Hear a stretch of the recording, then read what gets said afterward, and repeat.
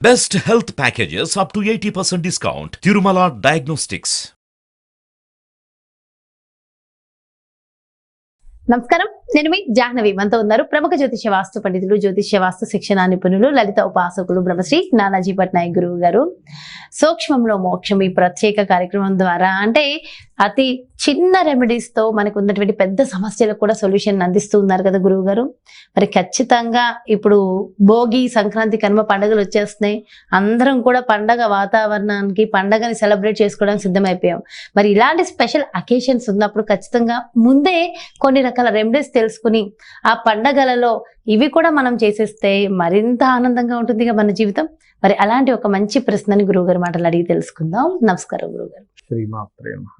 భోగి, సంక్రాంతి, కనుమ చాలా ప్రత్యేకము. ముఖ్యంగా ఆంధ్ర ప్రజలకైతే చెప్పక్కర్లేదు, ఇది ఒక పెద్ద పండగ అంటారు. తెలంగాణ వాళ్ళు కూడా చేస్తారు, వాళ్ళది వేరే స్టైల్లో ఉంటుంది, కాస్త రెమెడీస్ బేసిస్ లో వెళ్తారు. అయితే రెమెడీలు ప్రతి ఒక్క మనిషికి ఇలాంటి పండగల్లో చాలా ముఖ్యం కదా. మరి ముఖ్యంగా భోగి, సంక్రాంతి, కనుమ ఇలాంటి పండగలు వచ్చినప్పుడు 12 రాసుల వారికి కూడా ప్రత్యేకంగా ఇలా చేస్తే వాళ్ళ జీవితం ఇంకా మరింత బాగుంటుందని ఎలాగేమైనా ఉన్నాయా గురువు గారు? తప్పకుండా అమ్మా. ఫస్ట్ ఆఫ్ ఆల్ ఏంటంటే మనకి సంక్రాంతి అనేటువంటిది ఎందుకు వస్తుంది అంటే సంక్రమణము, మకర సంక్రమణం జరుగుతుంది. మకర సంక్రమణం ఎప్పుడు జరుగుతుంది? మనకి సంక్రాంతి రోజు. మనకి ఈసారి 15th సంథింగ్ వచ్చింది మనకి సంక్రాంతి అనేటువంటిది. అంటే ఏమిటి? ఈ రవి ఆత్మకారకుడు ఎవరైతే ఉన్నారో జ్యోతిష్ శాస్త్రంలో రవిని ఆత్మకారకుడు అంటారు. ఇతను మకర రాశిలో ప్రవేశిస్తాడు. మకర రాశిలో ప్రవేశించేటప్పుడు దీనికంటే ముందు నుంచే గనక ఎవరైతే సూర్య భగవాను, ఎందుకంటే మకర రాశిలో ప్రవేశించి కొన్ని డిగ్రీలు ముందుకు సాగంగానే మనకి ఇంకా దక్షిణాయనం అయిపోయి ఉత్తరాయణం వస్తుంది. మనకి ఉత్తరాయణం ప్రారంభం అవుతుంది అక్కడి నుంచి మనకి. సో ఎవరైతే సూర్య భగవాను ఇక్కడి నుంచి రోజు సంక్రమణం జరిగే రోజు వరకు కూడా, ఎందుకంటే ఎప్పుడైనా కానీ గుర్తుపెట్టుకోండి, సంక్రమణ సమయానికి ఒక గొప్ప విశిష్టత ఉంటుంది. అదేమిటి అంటే సంక్రమణం జరిగే సమయము లేదా సంక్రమణం జరిగే రోజు. ఇప్పుడు మనకి సంక్రాంతి వస్తుంది, ఆ రోజే సూర్య భగవానుడు సంక్రమణం జరుగుతుంది. ఏంటి? ధనుసు రాశి నుంచి మకర రాశిలోకి వెళ్తాడు ఆయన. వెళ్ళే రోజు ఎప్పుడైతే సంక్రమణం జరుగుతుందో ఆ రోజు కొన్ని ప్రత్యేకమైనటువంటి విషయాలు చెప్పారు శాస్త్రంలో. ఏమిటవి అంటే, ఎవరైనా ఆ రోజు ఎక్కువ గాయత్రి చేసిన, గాయత్రి జపం ఉన్న వాళ్ళు గాయత్రి చేసిన, లేదా పితృదేవతలకి వారి కోసమని స్వయం పాకం ఇచ్చిన, స్వయం పాకం అంటే బియ్యము, 2 రకాల కూరగాయలు, ఆకుకూర, ఉప్పు, పప్పు ఇట్లాంటివి ఇవ్వడం, లేదా ఆ రోజు ప్రత్యేకంగా అమ్మవారికి సంబంధించిన లలితా సహస్రనామాలు చదివిన సంక్రమణ సమయంలో అద్భుతమైన ఫలితాలు వస్తాయి. ఎందుకు అంటే పర్టికులర్గా ఈ సూర్య భగవానుడు ఎక్కడికి వెళ్తూ ఉంటున్నాడు? మకర రాశిలో ఉంటున్నాడు. అంటే ఏమిటి? మీ ఉపాసనతో మీ యొక్క కర్మను తగ్గించుకోవడము మకర రాశిలో ఉండడం అంటే. ఉపాసన కారకుడు ఎవరు అంటే రవి, సూర్య భగవానుడు. ఉపాసనా స్థానం fifth house, natural 5th house అంటే సహజ పంచమాధిపతి రవి. ఈ సహజ పంచమాధిపతి ఉపాసనా కారకుడు వెళ్ళి కర్మస్థానంలో వెళ్తున్నాడు. అంటే వెళ్ళే ముందే, అంటే ఇవాళ ఉదాహరణకి వాళ్ళ 4వ తేదీ ఎంత ఉంది మనకి, 14, 15 అంటే ఇంక 11 రోజులు ఉంది టైం. ఈ సమయంలో కనుక ఎవరైతే నిత్యము సూర్య ఆరాధన చేస్తారో వారికి, ఆ రాసుల వారికి కలిగే ఫలితం ఏమిటి అంటే వాళ్ళు మొట్టమొదటిగా కర్మను తొలగించుకుంటారు. అయితే ఇందులో 12 రాసుల వారికి 12 రకాలుగా అవుతుంది. ఒకటని కాదు. ఎలాగా అంటే చెప్తాను చూడండి. మేషం వారికి అయితే ఇంకా ఎక్కువ ఉంటుంది దీని ప్రభావం, ఎందుకంటే న్యాచురల్గా 5th లార్డ్ అయ్యాడు కాబట్టి. ఒకటి కర్మ తొలగుతుందమ్మా. రెండవది ఏమిటి అంటే ఇక్కడ ఒక్కొక్క రాశి వారు ఒక్కొక్క దాని ద్వారా తొలగించుకుంటారు. మేషం వారు వాళ్ళ యొక్క ఆలోచన, వాళ్ళు చేసే ప్లానింగ్ ద్వారా కర్మ తొలగుతుంది.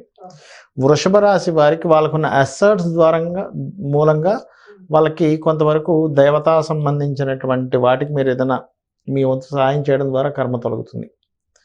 ఓకే. అదేవిధంగా మిథునం వారు ఏదైనా దేవతా సంబంధించిన ఆలయాలకు వెళ్ళి అక్కడ మీ వంతు కృషి చేయడం ద్వారా కర్మ తొలగుతుంది. కర్కాటకం వారు మీరు ఏదైనా దేవతా సంబంధించిన వాటికి ధనాన్ని ఇవ్వడం ద్వారా కర్మ తొలగుతుంది. సింహం వారు ప్రత్యేకంగా గోశాలకు కావచ్చు, ఇట్లా గోశాలలు ఉంటాయి కదా, అక్కడికి వెళ్ళి మీ వంతు సహాయం ఏదైతే నిత్యకర్మ అక్కడికి వెళ్ళి ఏదైనా చేస్తారో రెగ్యులర్గా వెళ్ళి ఏదైనా చేయడం ద్వారా కర్మ తొలగుతుంది.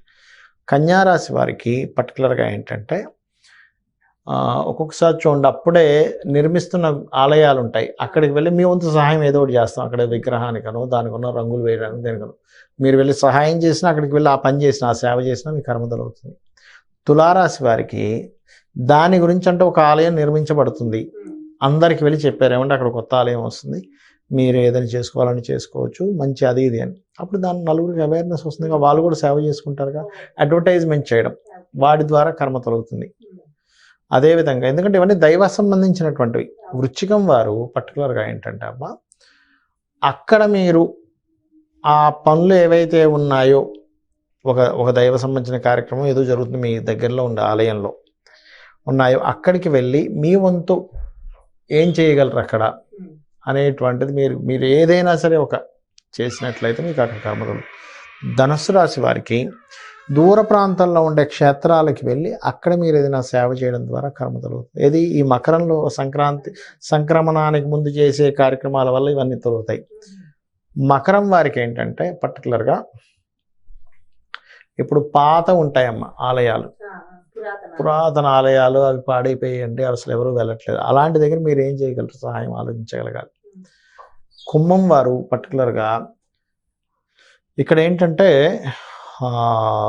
విదేశాల్లో ఉన్నటువంటి వారికి ప్రత్యేకంగా ఇది బాగా పనిచేస్తుంది. విదేశాల్లో ఉండేటువంటి వారు అక్కడ ఉండేటువంటి దేవతా సంబంధించిన వాటికి ఏమి సేవ చేయగలరు, లేదా ఇక్కడే ఉన్నారు విదేశాల్లో లేనండి ఇక్కడ ఉన్నాను, మీరు ఒక వీడియో పెట్టారు, లేకపోతే ఒక దేవతా సంబంధించినటువంటిది ఎవరికైనా ఏదైనా ప్రాబ్లం ఉన్నప్పుడు ఇక్కడ మీరు వెళ్ళి చేసినట్లయితే మీ యొక్క కర్మ తొలుగుతుంది. మీరు అడ్వర్టైజ్మెంట్ చేసే సమాజానికి చెప్పారు, దాని ద్వారా వీళ్ళ కర్మ తొలుగుతుంది. మీనం వారికి ఏంటంటే పితృదేవతలకు సంబంధించినటువంటిది ఏదైతే చేస్తారో వీళ్ళు, పితృదేవతలకు సంబంధించింది ఎవరైనా చేసుకోబోతున్నారు, ఉదాహరణకి వాళ్ళకి డబ్బులు లేవు, వాళ్ళకి ఏదైనా సహాయం చేయడం ద్వారా, ఏదో ఎవరైనా గతించారు మరణించారు వాళ్ళ ఇంటికి వెళ్ళి వాళ్ళని కొంచెం, ఎందుకంటే ఇక్కడ దేవతా అనుగ్రహము కావాలి, మనకి పితృదేవత అనుగ్రహం కావాలి. మీనం వారికి ఈ రకంగా కర్మ తొలుగుతుంది. ఎందుకంటే ఈ కర్మని తగ్గించేటువంటి రాసుల్లోకి రవి ఎంటర్ అవుతున్నాడు. అంటే మీ దేవతా ఉపాసన మీరు ఏ మార్గాల్లో చేయడం ద్వారా, ఒకటి లేదా నిత్యం గాయత్రి, లలిత, సత్యనారాయణ స్వామి వ్రతం కానీ, లేకపోతే గజేంద్ర మోక్ష పఠనం కానీ, ఇవేవైనా చేయొచ్చు. ఇవేవి నాకు తెలియదండి ఇంకేం చేయాలి అని అంటే సూర్యుని ఇలా నమస్కరించుకొని మీరు సూర్య నమస్కారాలైనా చేయొచ్చు, లేకపోతే ఓం మిత్రాయ నమః అని అనుకోవచ్చు. ఓం మిత్రాయ నమః అని కానీ ఎవరైనా సూర్య సంక్రమణం రోజు అనుకుంటే శత్రుబాధ తగ్గుతుంది. మీకు ఎందుకు లైవ్గా చెప్తానండి, మీకు ఎక్కువ శత్రువులు ఉన్నారనుకోండి అమ్మ, రోజు ఉదయం నిద్ర లేచి చక్కగా సూర్య భగవాను చూస్తూ ఈ రెండు చేతులు చక్కగా జోడించి భక్తిగా, అంటే మీరు చేసేటప్పుడు ఏంటంటే ఆ కనబడుతున్నటువంటి సూర్యుడు ప్రతిమ ఏదైతే ఉందో, సూర్యుడు ఎవరైతే ఉన్నారో ఏదో మండుతున్న అగ్నిగోళం అని కాదు, అక్కడ అందులోపల సకల దేవతలు ఉన్నారు. ఆ సకల దేవతలతో కూడి ఉన్నటువంటి సూర్య భగవానుడికి నేను నమస్కరిస్తున్నాను. మనకి ఎవరైనా శత్రుత్వాలు ఉన్నారు, మిత్రుడు అవ్వాలి, వాళ్ళు సూర్య భగవాన్ నమస్కరించుకుంటూ అవుతారు. ఓం మిత్రాయ నమః అనేటువంటి నామస్మరణ చేసినట్లయితే. ఓకే, నిజంగా ఇక్కడ ఏంటంటే సూర్య భగవానుల్లో భగవత్ స్వరూపాన్ని మీరు చూడగలగాలి. అంతే కదా, ప్రత్యక్ష దైవం కదా సూర్య భగవానుడు. కాబట్టి చాలా చాలా చాలా చక్కటి అవేర్నెస్ విషయాలను తెలియజేశారు గురుగారు. Thank you so much. నమస్కారం. శ్రీమాత్రే నమః. చూసారు కదండి, మరి ద్వాదశ రాశుల వారు ముఖ్యంగా భోగి, సంక్రాంతి, కనుమ ఈ పండుగలకు సంబంధించి మనకి జీవితం అంటే ఈ సంవత్సరం మొత్తం మరింత బాగుండాలి అంటే ఖచ్చితంగా మరి గురువుగారు చెప్పిన విధి విధానాల ప్రకారం ఏ రాశి వారు ఆయా రెమెడీలు చేసుకుంటే మరింత బాగుంటుంది. మరి చక్కటి ప్రత్యేకమైన కార్యక్రమంతో మళ్ళీ మీ ముందుకు వచ్చేస్తాను. మరి అదేవిధంగా మీ యొక్క జాతకానికి సంబంధించి కానీ, లేదంటే మీ ఇంటి వ్యాపార వాస్తుకు సంబంధించి కానీ గురువు గారిని సంప్రదించాలి, అపాయింట్మెంట్ కావాలి అనుకుంటే క్రింద డిస్ప్లే అవుతున్నటువంటి నెంబర్స్ కి కాల్ చేసి అపాయింట్మెంట్ తీసుకోవచ్చు. నమస్తే.